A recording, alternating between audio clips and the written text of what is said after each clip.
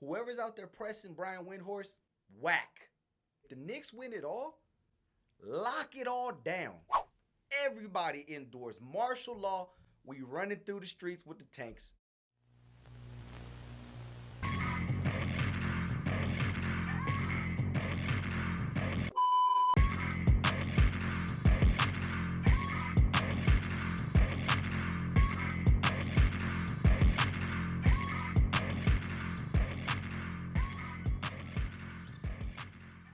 We back and we at it again.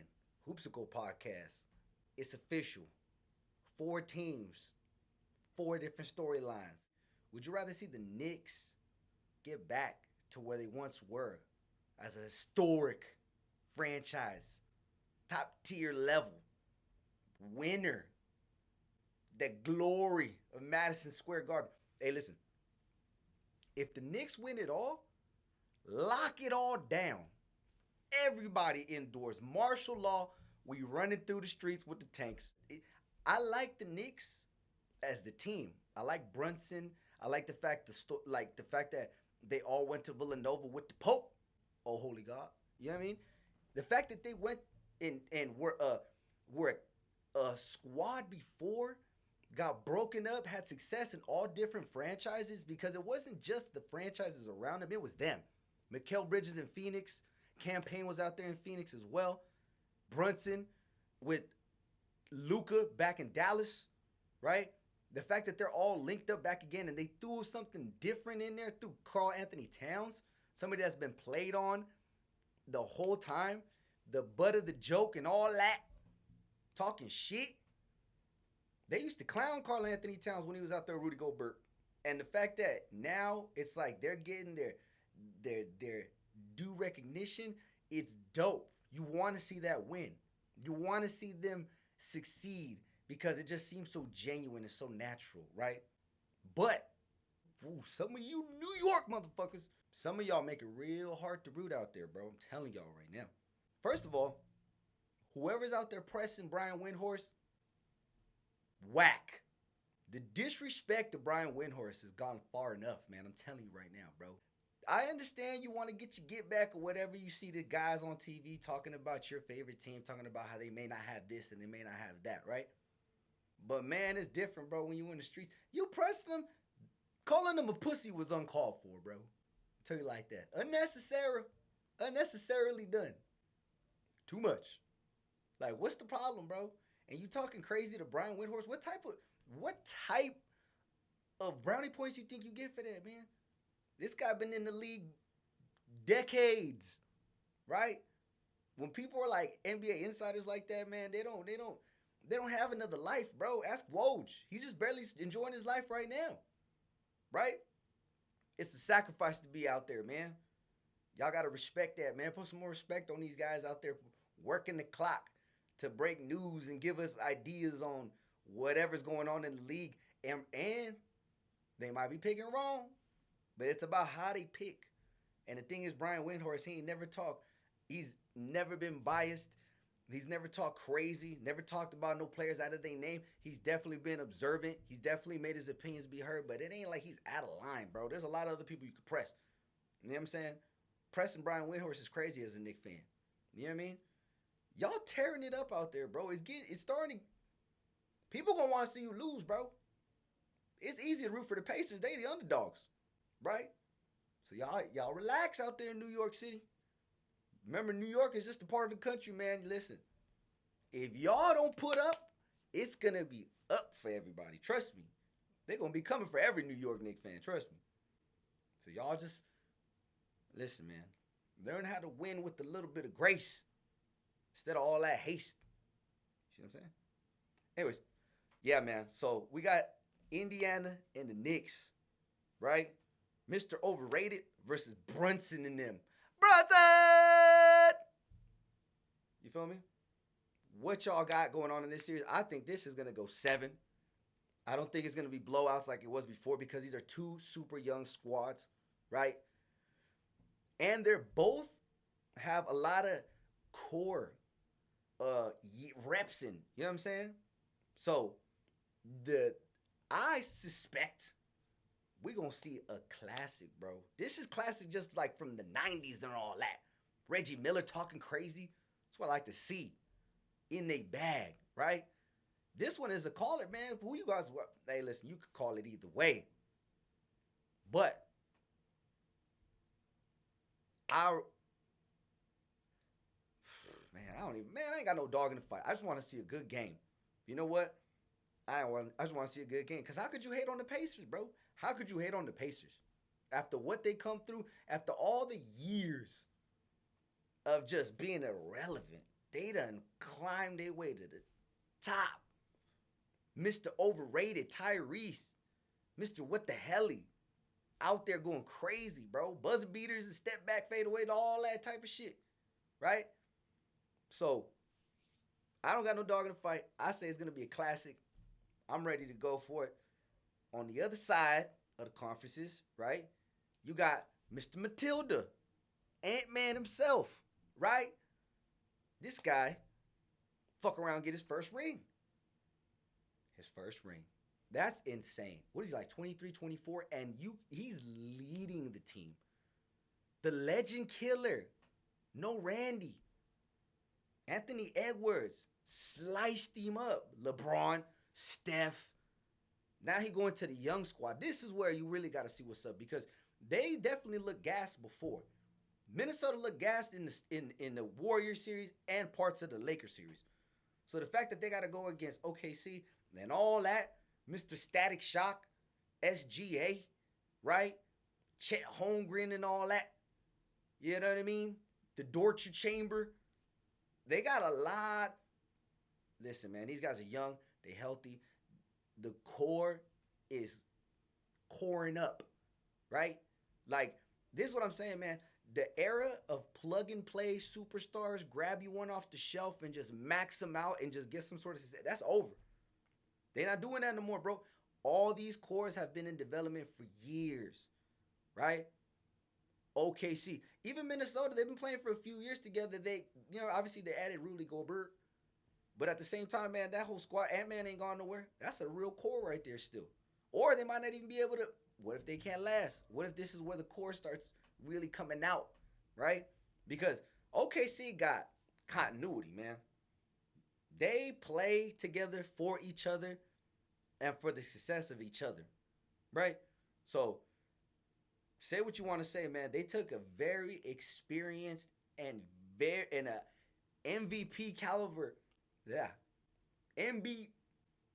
They took Jokic out, right? So it's like, bro, you got to respect that. Jokic and Eric Gordon was playing an incredible series, man. He got the hamstring pull at the end, still went in there, whatever, right? But, man, what they did in the playoffs is not to be slept on, man. The Nuggets is a real thing. So what I'm saying is, like, OKC is not to be slept on. And they did it calm, cool, and collected. Game 7, knocked him out, blew him out, right? So this is a real matchup, man. I really, me personally, the matchup I would like to see in the finals would be New York versus Minnesota, right? That would be like the crazy crossover, dunk-tastic, you know what I'm saying, buzzer beater type of finals. Not to say that wouldn't happen with Indiana. Indiana might do it too. Indiana might be able to pull that off. But what I would like to see was that. But you also could do the OKC and the Pacers. That's two franchises that have invested years into these people, man. Years into this squad. Coaches and staffing and all that, man.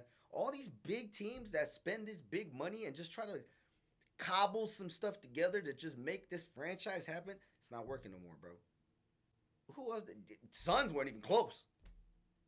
Suns was a total disaster. Bucks couldn't do it with Dame, even though that was an injury thing. I mean, it's just not the same.